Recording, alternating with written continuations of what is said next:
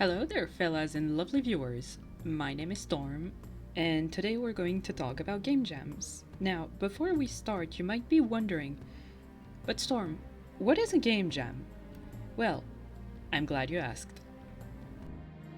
According to Wikipedia, a game jam is an event where participants try to make a video game from scratch. Depending on the format, participants might work independently or in teams.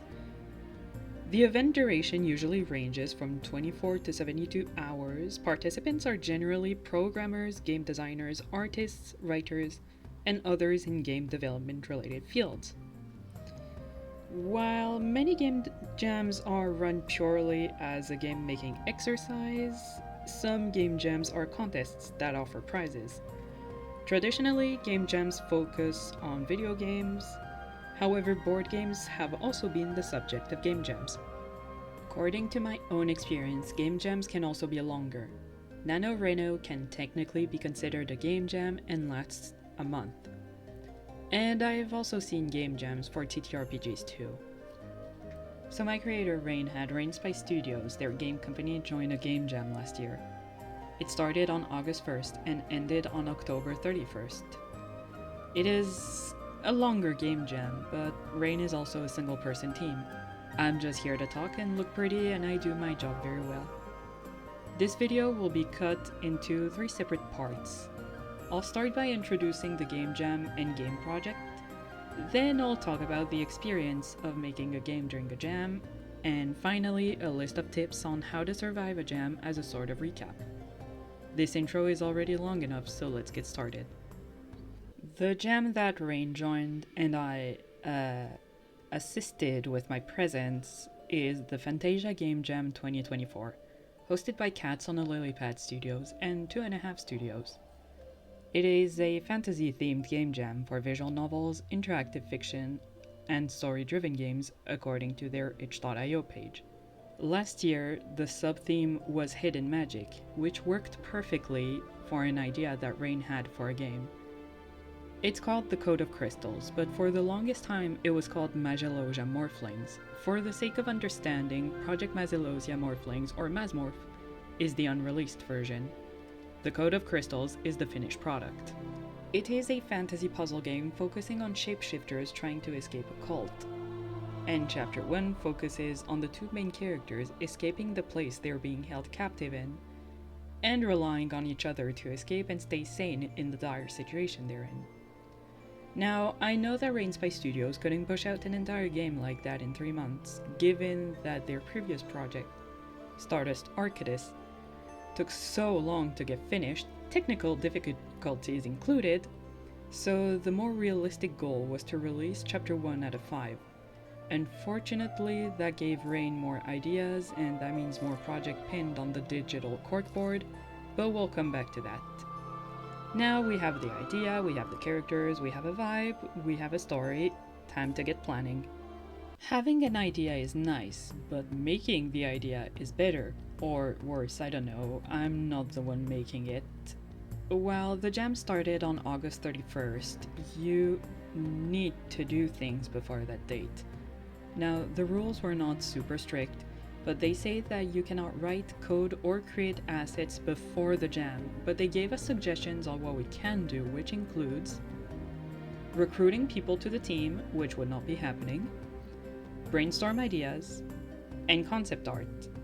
I do not care if you're a pantser, you at least need to organize a schedule, plan out mood boards, have an inspiration playlist ready, just something.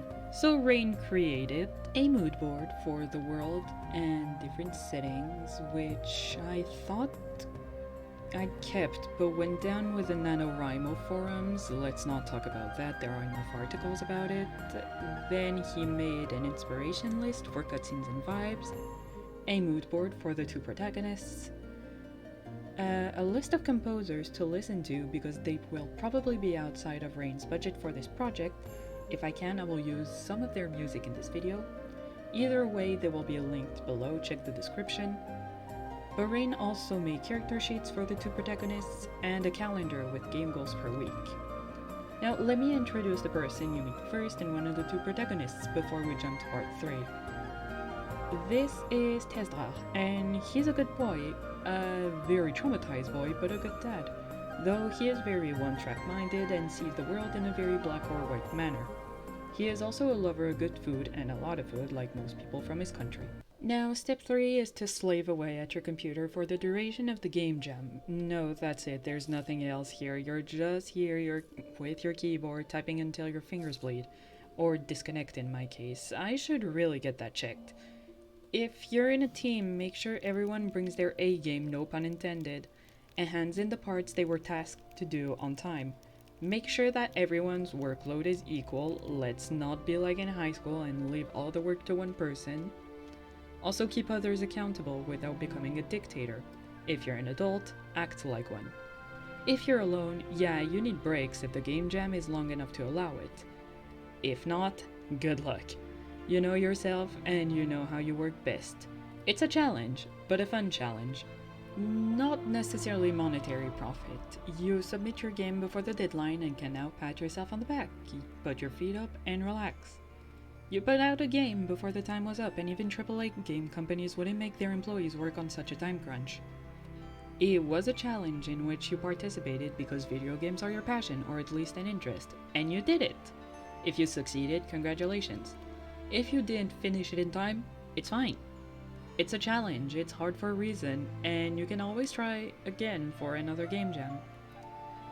If you want to join a game jam or even try NaNoWriMo, which is a challenge in March to finish a visual novel before April, that's awesome.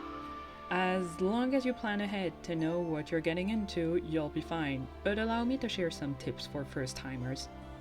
Be organized, but be flexible. Now, I know this sounds like something you would say at a job interview, but it's true. Work on a weekly basis, set goals, but don't feel too bad if you don't get to your weekly, daily, or hourly goals. It's okay, you still have time. If you work alone, nobody will punish you for not meeting a certain goal. If you work with others, stay available and be clear about what you can and cannot do. Communication is key. Also, be realistic about your goals. You cannot put out a game like Mass Effect in 3 months with the budget and team of an indie game. Hell, larger game companies cannot do it themselves. The worst time crunch I've ever heard of was Dragon Age 2, made in a year and 6 months, and which is my favorite in the series. You need to find a project that is doable in that amount of time. If the game jam is 24 hours long, you can't make a visual novel with 50 plus hours of gameplay if you are a one-person team, especially if next to that you work full-time. Also, start small, then add things if you have the time, energy, and resources for it. It's easier to add to a project than to have to cut ideas and cool concepts because of a lack of time or resources. It's disheartening. And don't forget to take breaks.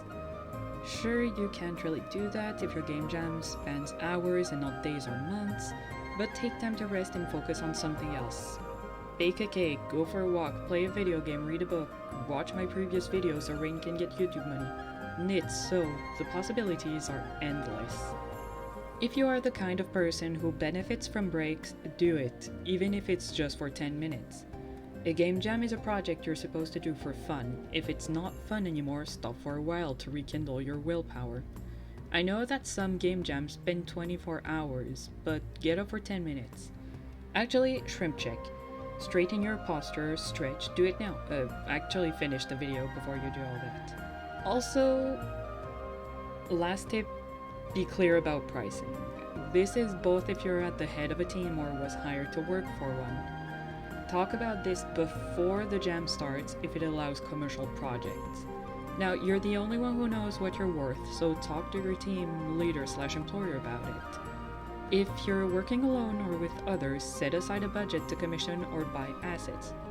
Rain can't do music or sound effects for shit, so they know they will have to put a few euros aside to get the rights to use them for a commercial game. Well, that's all I have for this video, guys. Do you agree with some things that I said? Did you join a game jam yourself in the past? Would you like me to review some games that were made during this jam session? Let me know in the comments. If you watched or listened up to now, thank you so much. I have to say the obligatory like, comment, subscribe, etc. Hit the notification bell or else I wouldn't be doing this YouTube thing properly. I'll see you all around the internet, fellas. Have the loveliest of lovely days.